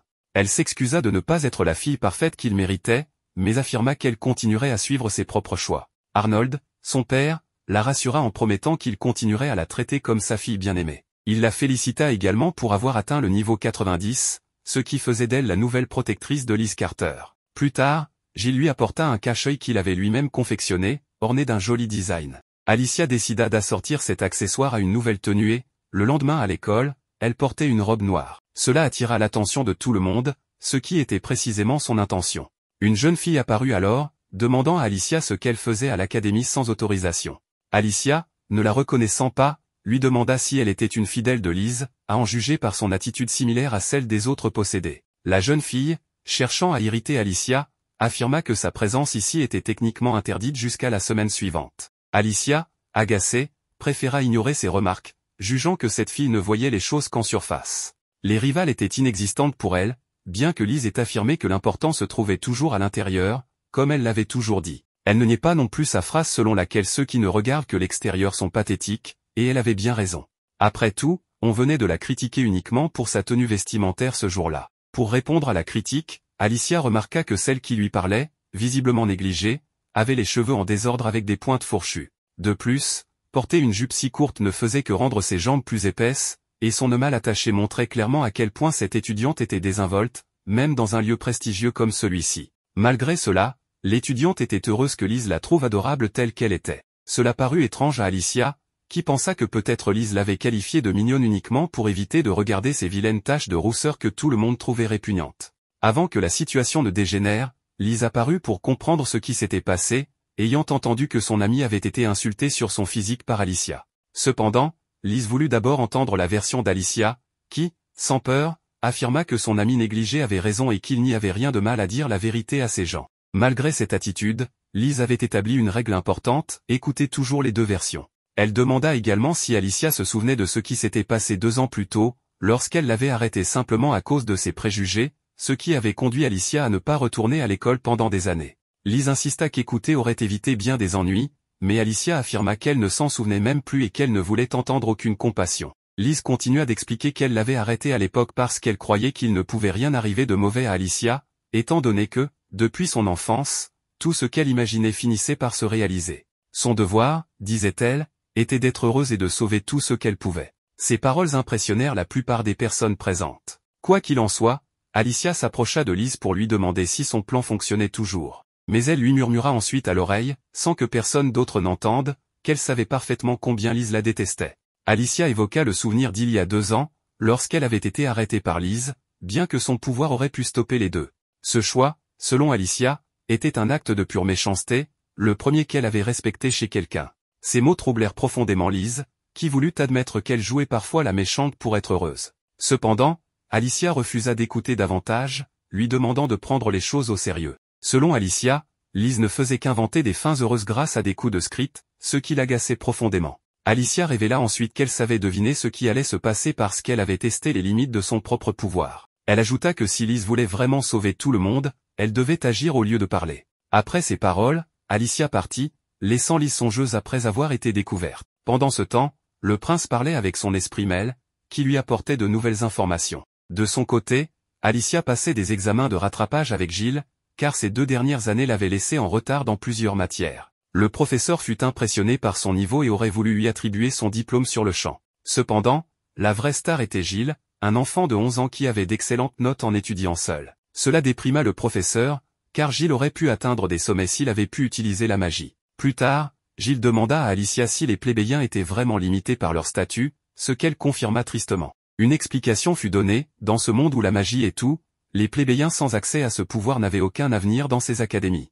Gilles comprit alors pourquoi les plébéiens n'étaient pas engagés et se sentit reconnaissant envers sa nouvelle maîtresse. Soudain, une pluie torrentielle annonça l'arrivée du prince-duc. Celui-ci voulait une explication sur le bandeau qu'Alicia portait à l'œil et sur les raisons pour lesquelles elle avait donné son œil à quelqu'un d'autre. Alicia refusa de répondre, ce qui irrita encore plus le prince, qui lui rappela combien il s'était inquiété pour elle. Alicia lui dit alors qu'il l'embête et qu'elle ne lui avait rien demandé, ce qui blessa le prince-duc qui part sans poser de questions. Alicia, bien qu'elle sache qu'elle jouait la méchante, réalisa qu'elle avait peut-être été trop dure. Gilles le remarqua également et lui dit que si cela définissait une méchante, elle se trompait complètement. Alicia admit intérieurement qu'il avait raison.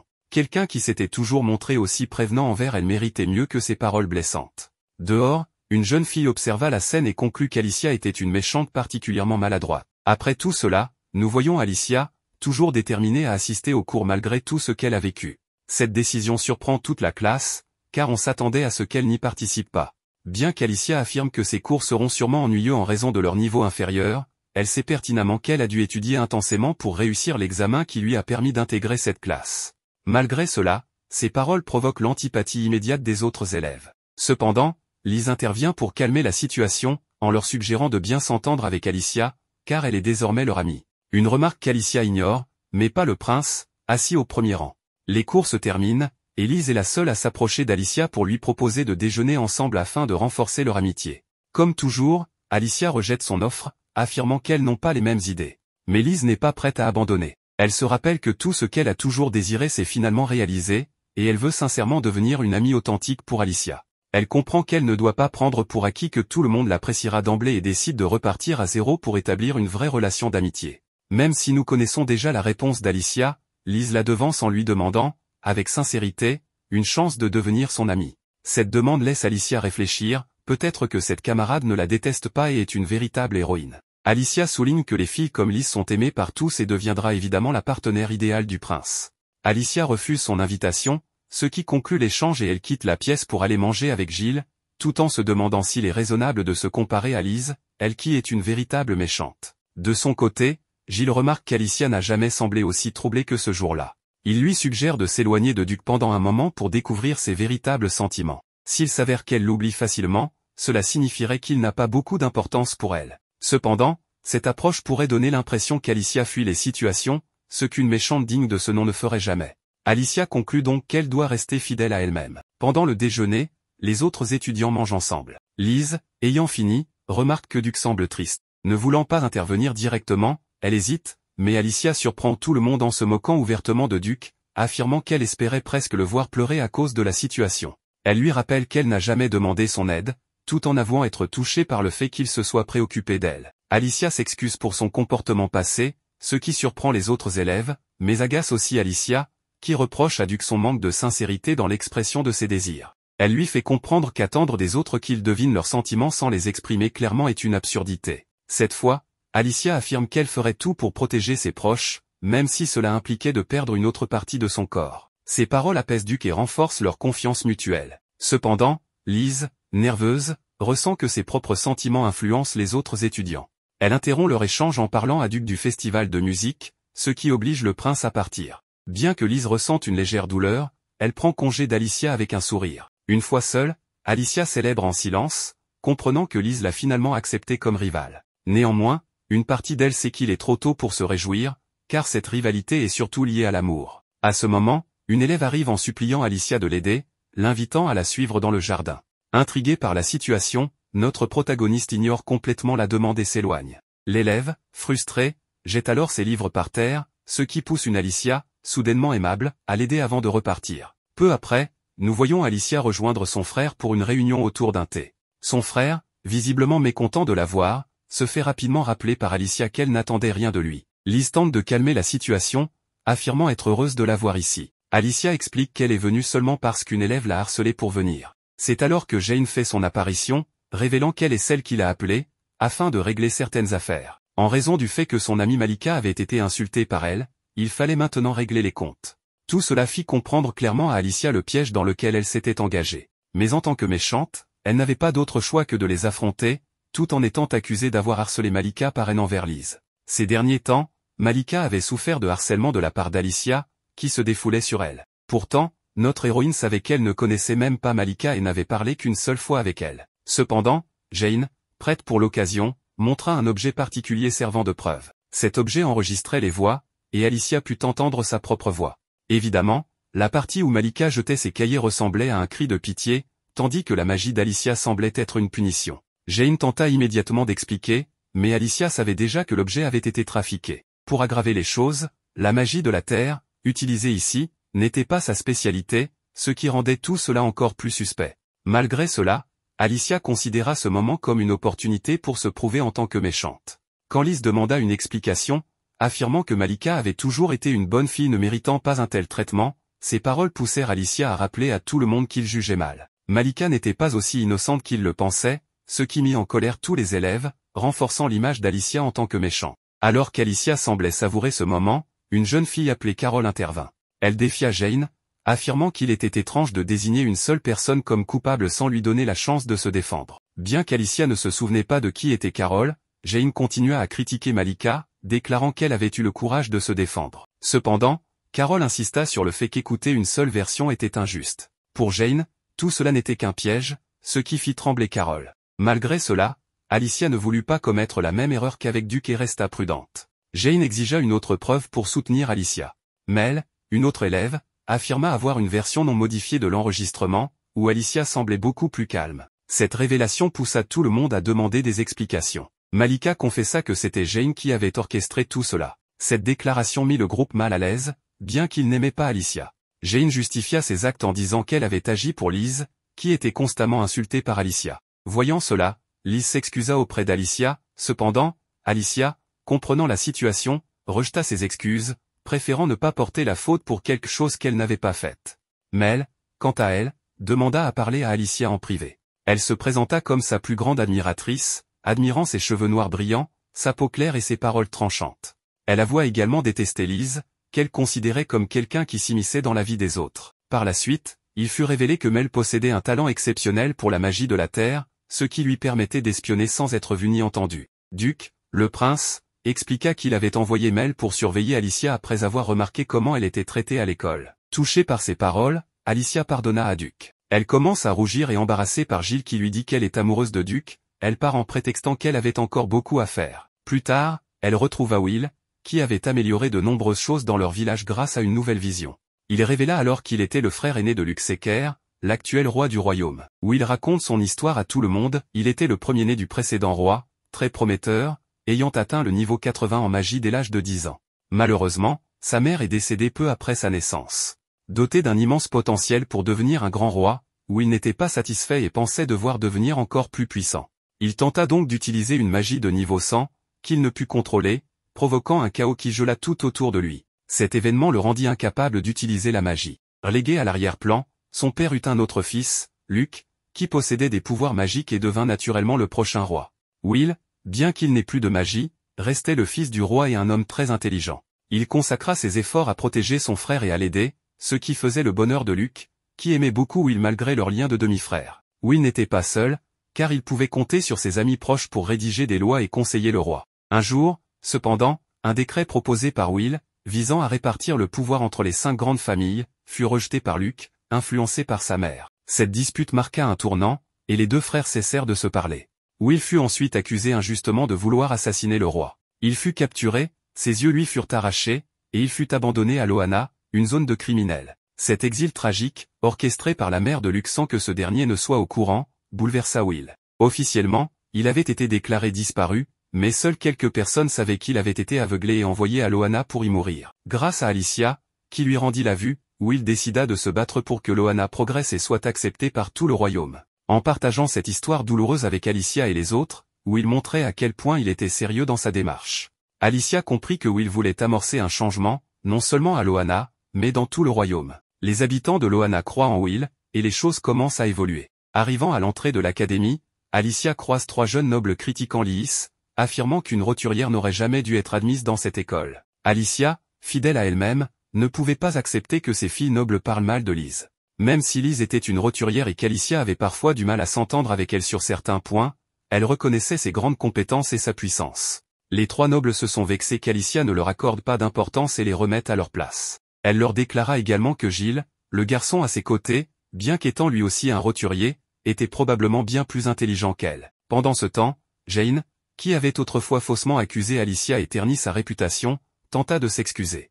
Malgré les avertissements des partisans de Liz, qui lui reprochaient d'avoir sali son nom, Alicia choisit de lui pardonner. Fidèle à son rôle de sainte, elle assuma la responsabilité des actions de Jane et accepta même qu'elle se joigne à eux pour prendre le thé. Mais Albert, l'un des frères d'Alicia, intervint discrètement pour dire à Jane qu'elle ferait mieux de ne pas s'approcher davantage d'elle. Carol, observant tout cela à distance, resta silencieuse. De leur côté, les 3 nobles qui avaient mal parlé de Liz tentèrent d'inventer des histoires pour semer davantage de troubles. Henry, le frère d'Alicia, vint l'informer que des problèmes étaient à nouveau en cours, l'incitant à le suivre. Mel, toujours fasciné par Alicia, profita de la situation pour prévenir le prince-duc, bien qu'Henry ait voulu éviter son implication, sachant qu'il réagissait toujours de façon excessive lorsqu'il s'agissait d'Alicia. Curtis et Finn remarquèrent également que quelque chose se tramait et décidèrent de suivre le groupe.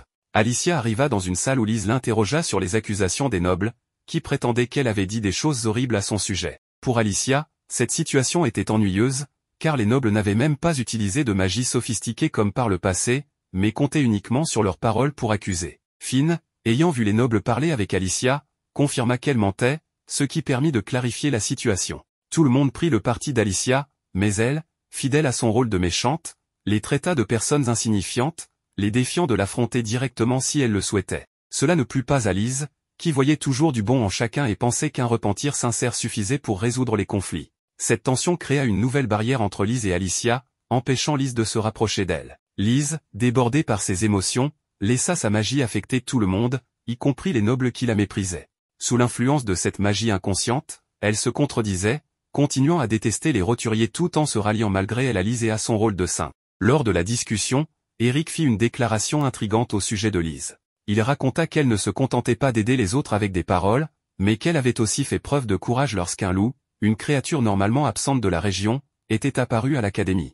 Elle avait alors maîtrisé sa peur et sauvé tout le monde. Cependant, cette histoire laissa Alicia perplexe, les loups n'existent pas à Durk, ce qui rendait l'événement suspect. De son côté, Duke, affichant un sourire énigmatique, conseilla à Eric de ne pas trop en dire. Plus tard, Alicia, accompagnée de Gilles, Henri et Duke, discuta de cette histoire lors d'un thé. Gilles confirma que cet incident avec le loup était vrai, bien que cela se soit produit pendant qu'Alicia étudiait en isolement. Cette révélation éveilla davantage sa curiosité, ce qui inquiéta Duke. Ce dernier, visiblement troublé, alla jusqu'à congeler son thé. Réalisant qu'il y avait des informations cachées, Alicia exigea des explications, mais Duke l'interrompit en l'emmenant dans un endroit privé, un lieu qu'il avait à l'académie. Dans ce tête-à-tête, Duke révéla qu'il avait maintenu le contact avec son oncle, Will Secker, ancien prétendant au trône, qui s'était rendu à Loana bien avant Alicia pour aider la région et améliorer ses conditions de vie. Alicia interrogea Duke sur les alliés de Will, mais il changea de sujet en se rapprochant d'elle et lui conseilla de ne pas perdre son temps à s'inquiéter des événements liés au loup. Il insista sur le fait que ce genre de créature était typique de la région de Laval et qu'elle devait se concentrer sur lui. Duke alla même jusqu'à déclarer qu'il voulait l'enfermer pour la protéger, lui saisissant la taille. Fidèle à sa nature indépendante, Alicia repoussa Duke d'un coup de tête et lui fit comprendre qu'il était hors de question de la priver de sa liberté. Elle lui rappela qu'elle était maîtresse de son destin, avant de s'enfuir. De son côté, Duke resta pensif, se demandant jusqu'où irait son obsession pour elle. Alicia, bien qu'agacée par l'attitude de Duke, n'était pas réellement en colère. Elle était surtout nerveuse, troublée par les récents événements et la proximité physique avec le prince. Le lendemain, au milieu des cours, le professeur en charge nous parle de la maladie de Dotan. Gilles, curieux comme tout étudiant, voulut en dire davantage, mais les autres se rappelèrent qu'il n'était qu'un simple roturier. Grâce à Alicia, il partageait la même classe qu'eux, ce qui ne le rendait pas très populaire. Malgré tout, Gilles les ignora pour expliquer que cette maladie provoquait des éruptions cutanées sur le corps et était considérée comme grave. Les habitants du bassin de la rivière d'Egon étaient les plus touchés, probablement à cause de l'eau du fleuve qui semblait être à l'origine du problème. Plus tard, une fois les cours terminés, Alicia assura à Gilles qu'il avait bien fait d'ignorer les autres étudiants qui ne racontaient que des inepties. À cet instant, Duke apparut avec Mel pour taquiner Alicia sur la manière adorable dont elle encourageait Gilles. Non loin de là, Liz marchait avec son groupe lorsqu'elle entendit le prince qualifier Alicia de mignonne. Cela fit naître une pointe de jalousie en elle, bien qu'elle ne le montrât à personne. Un peu plus tard, un plan de la rivière d'Egon révéla sa mauvaise qualité, car elle traversait la vallée, un endroit où de nombreuses maladies proliféraient. Pour Alicia, cela représentait un problème majeur, car la vallée ne conclurait jamais de trêve avec eux. Duke, de son côté, pensait que la meilleure solution était de trouver un remède à cette maladie. Gilles, se souvenant que Laval possédait plusieurs plantes médicinales miraculeuses, suggéra de chercher une herbe appelée Madi. Alicia se rappela de cette plante décrite dans ses livres, où il était dit qu'elle poussait sur des falaises escarpées au nord de Laval. Gilles, motivé par le fait que la région de Durki la plus touchée, soit Loana, décide de trouver cette herbe, sinon beaucoup de personnes allaient perdre la vie, car Loana ne disposait pas de médecin. Quelques instants après, Mel demanda à Duke s'il était sage de laisser Alicia s'aventurer seule dans de telles folies. Duke, bien qu'inquiet, savait qu'enfermer Alicia comme un oiseau en cage éteindrait sa lumière. Il préférait la laisser libre, fidèle à l'Alicia qu'il avait toujours aimée. Plus tard, à la bibliothèque, Alicia se rendit compte qu'elle avait oublié certains livres importants dans sa salle de classe. Elle demanda à Gilles d'aller les chercher. En les récupérant, Gilles tomba sur Liz, qui lui demanda de passer un moment avec elle. Elle était curieuse de mieux comprendre Loana, le village d'origine de Gilles. Liz s'excusa de ne pas avoir mieux compris la situation par le passé et insista sur l'importance de se racheter. Elle activa alors une sorte de pouvoir de persuasion, envoûtant Gilles avec ses paroles. Gilles semblait sous le charme et sur le point de se ranger à ses côtés lorsqu'un cri du prince-duc le ramena à la réalité. Duc exigea des explications de Lise, tandis que Gilles, confus, fut conduit auprès d'Alicia. Quand Alicia vit Gilles revenir accompagné de Duc, elle demanda pourquoi il avait tant tardé. Gilles, perturbé, se souvenait seulement d'avoir parlé avec Lise avant de perdre la mémoire. Duc avertit Alicia de se méfier de Lise avant de quitter la pièce. Pendant ce temps, Duc et Mel continuaient leurs investigations, soupçonnant que Lise n'était qu'une marionnette manipulée par des forces obscures. De son côté, Lise, troublée par sa relation avec Duc, commençait à sombrer dans une obsession grandissante. Ses émotions affectaient même ses partisans. L'une d'elles, lors d'un repas, laissa tomber son plateau et regarda Carole avec une expression menaçante tout en brandissant des ciseaux. Pendant ce temps, Alicia ne pouvait s'empêcher de penser à Duc. Pour ne pas attirer les moqueries de Gilles, elle feignait d'étudier. Mais elle était préoccupée par plusieurs problèmes, la maladie à résoudre, les tensions avec la vallée, et un mystérieux loup envoyé par Lise. Toutes ces réponses semblaient pointer vers un voyage inévitable à la vallée. Pourtant, ce périple comportait un tout petit problème. La seule façon d'aller à Laval était d'être expulsé du royaume, ce qui compliquait un peu les choses. Cela laissait comme option de commettre des crimes, un excellent prétexte pour partir avec le style de méchante qu'elle avait toujours souhaité. Bien sûr, demander directement au roi était aussi une possibilité, mais des cris au loin interrompirent toutes ses idées. Les cheveux de Carole avaient été coupés sans raison par Jane. Quand Alicia arriva, elle demanda des explications, mais Jane rejeta la faute sur Alicia, affirmant que tout était de sa responsabilité. Cependant, notre méchante ignora ces accusations. Peu à peu, il devint évident que Jane jalousait Alicia. Selon elle, bien qu'Alicia ne commette que des injustices, elle était malgré tout admirée par d'autres, comme Carole. Jane se souvenait qu'à leur première rencontre, Alicia avait profité de l'occasion pour l'humilier et Carole avait voulu en faire encore davantage, ce qui faisait d'elle une complice d'Alicia. Jane décida que couper les cheveux de Carole serait une manière de montrer qu'elle ne pourrait jamais être comme la méchante. Après avoir agi, Jane demanda à Alicia de faire quelque chose pour aider Carole, mais Alicia, avec toute la sérénité du monde, répondit qu'elle s'en moquait. Elle expliqua que l'admiration ou le rejet des autres lui importait peu, car personne ne pourrait jamais l'égaler. Ses paroles étaient calculées, car Alicia savait qu'une bonne méchante devait être détestée de tous.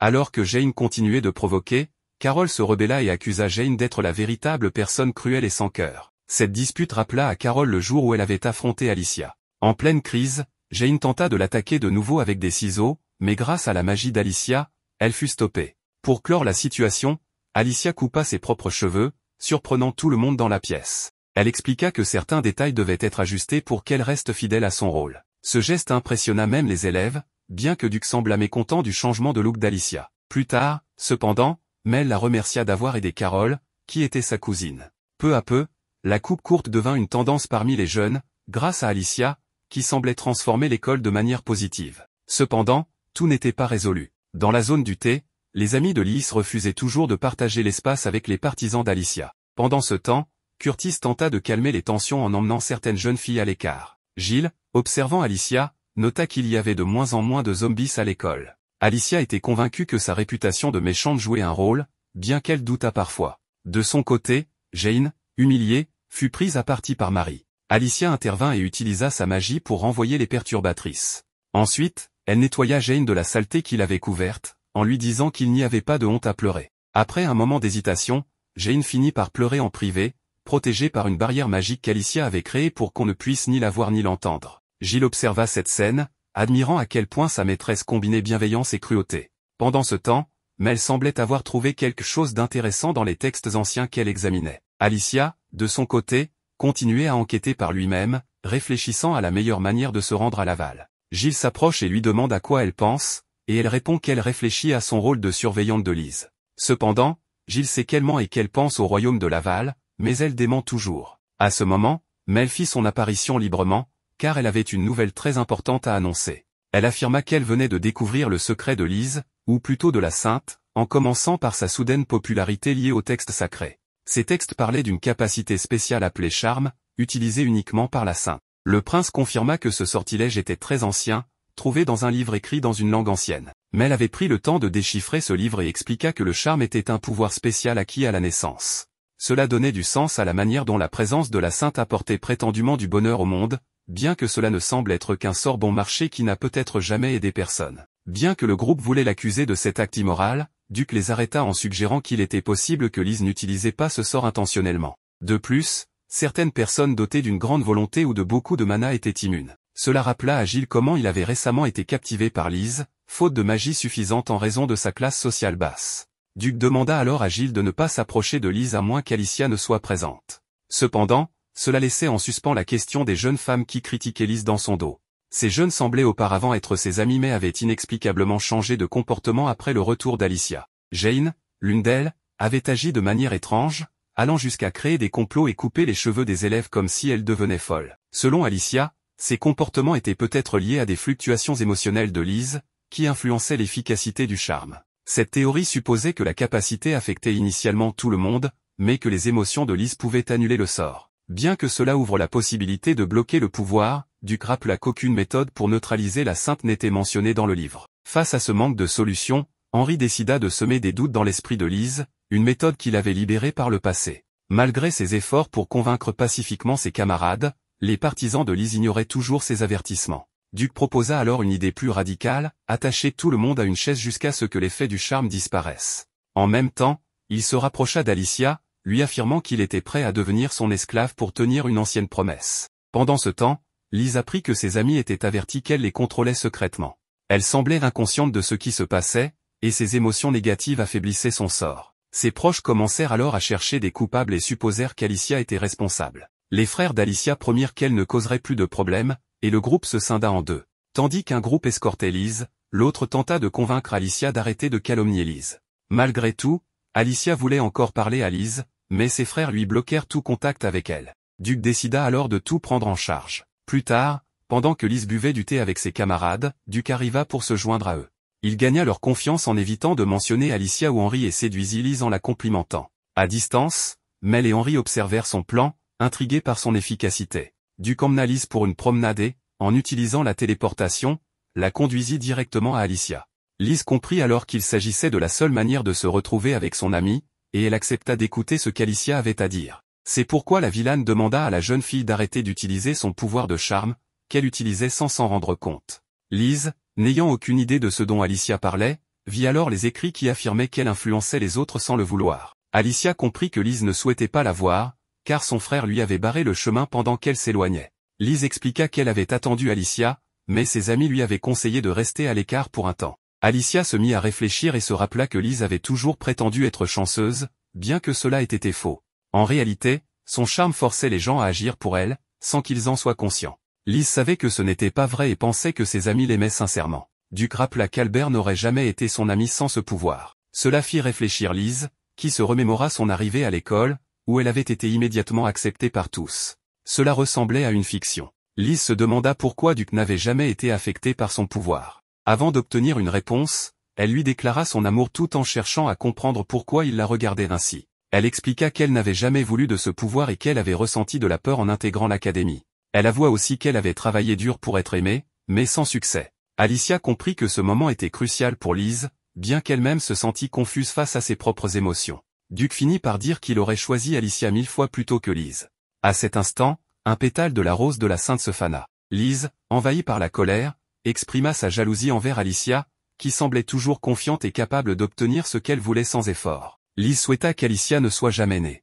Mais elle arriva avec Henri, qui semblait libéré de l'influence de Lise. Il demanda à Lise de s'éloigner de sa sœur, ce qui montrait que le charme s'affaiblissait. Lise réalisa qu'elle avait perdu non seulement Duc, mais aussi ses amis.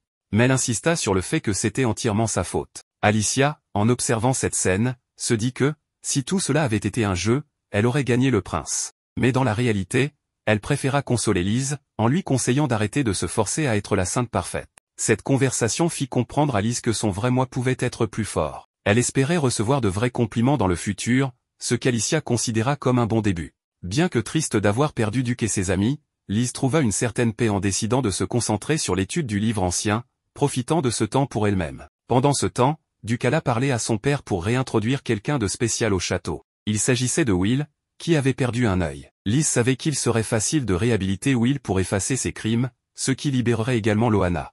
Cela surprit Gilles, mais tout fut confirmé par le prince.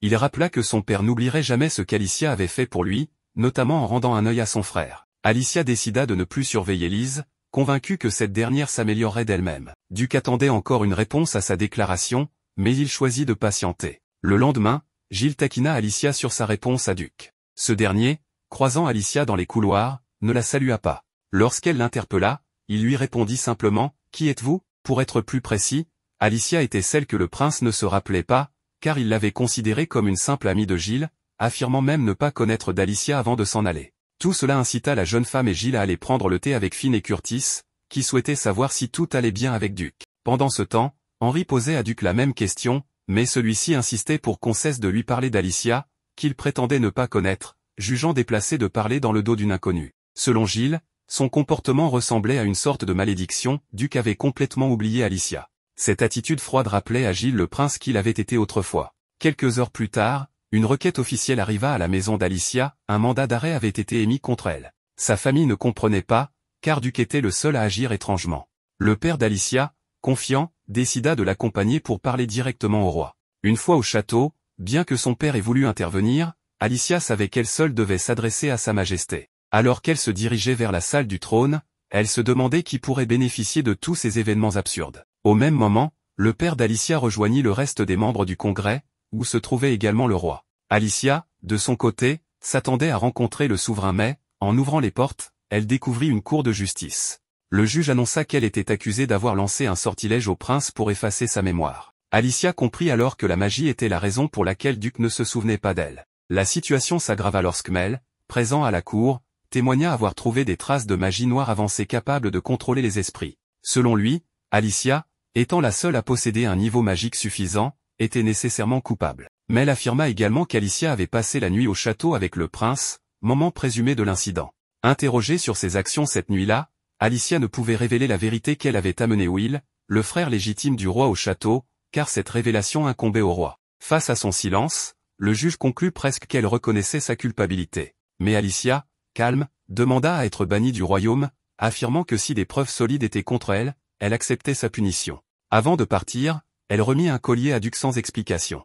Le lendemain, la nouvelle de son bannissement se propagea à travers le royaume. Certaines de ses amies, comme Carole, continuaient de croire en son innocence, tandis que d'autres pensaient qu'Alicia avait peut-être accepté ce sort pour une raison précise. Pendant ce temps, Finn notait que, malgré le bannissement d'Alicia, la famille Williams n'avait subi aucune répercussion. Les frères d'Alicia et même Liz, qui semblaient de plus en plus absentes, ne revinrent plus à l'académie. Curtis observa que Duc non plus n'était pas revenu, occupé à lever une barrière puissante dans le village de Loana, un lieu insignifiant pour la plupart, mais étrangement lié à ces événements. Curtis commença à soupçonner un complot plus vaste. Eric, quant à lui, cherchait une plante capable de renforcer rapidement ses capacités magiques, regrettant de ne pas avoir été assez puissant pour résister à la magie de contrôle de Liz. Cette quête de vérité laissait entendre que les événements récents n'étaient qu'une partie d'un mystère bien plus grand. Le vendeur savait que, même s'il n'avait pas de pouvoir, il pouvait utiliser le pouvoir des roses pour peut-être obtenir le pardon. Ensuite, l'histoire se poursuit à Loana,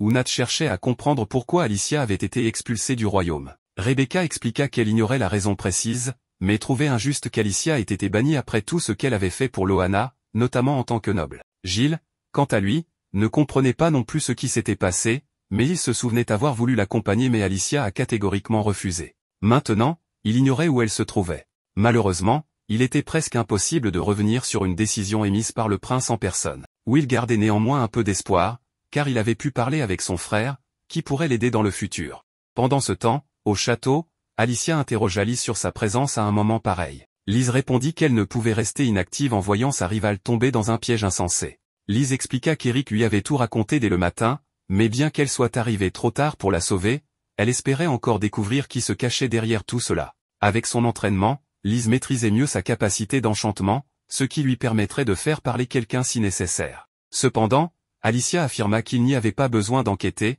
car le seul responsable de tout ce chaos était Duc. Les frères d'Alicia, curieux, surprirent cette révélation. Plus tard, Will émit une hypothèse, jeter un sort à quelqu'un comme Duc, avec une telle puissance magique, était quasiment impossible, ce qui surprit Gilles. Alicia rappela à tous que Duc avait des capacités magiques inégalées dans le royaume, rendant impossible toute manipulation magique. Selon elle, il feignait d'avoir été ensorcelé pour pouvoir l'expulser sans difficulté, car elle avait besoin de quitter le royaume pour découvrir de nouveaux horizons. Will comprit alors que Duc connaissait sûrement l'histoire d'Alicia et Loana.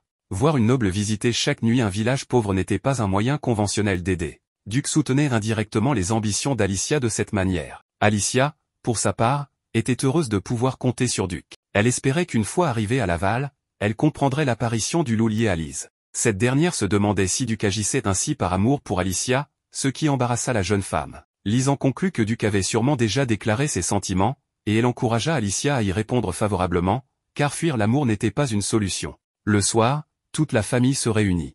Le père expliqua que le roi était au courant du plan de son fils, mais que cela était nécessaire pour contrer les manigances à venir. Gilles reçut une mission importante, remettre une lettre à Duc dans laquelle Alicia le remerciait pour tout ce qu'il avait fait et expliquer qu'elle ne pouvait répondre à ses sentiments. Gilles, surpris, demanda pourquoi. Alicia confessa qu'elle ne pouvait devenir la personne qu'elle souhaitait être en restant près de lui. Le lendemain, Alicia se prépara à partir. Le roi avait ordonné une téléportation rapide pour elle. Pendant ce temps, Duc achevait la destruction de la barrière magique de Loana, libérant le village. Avant de partir, Alicia fit ses adieux à sa famille. Loana vit pour la première fois depuis des années une lumière éclatante, grâce à Alicia. Enfin, Duc, sachant qu'il ne reverrait peut-être jamais Alicia, vint lui dire au revoir avec un baiser. Alicia, surnommée la vilaine, se préparait à affronter un destin difficile à Laval.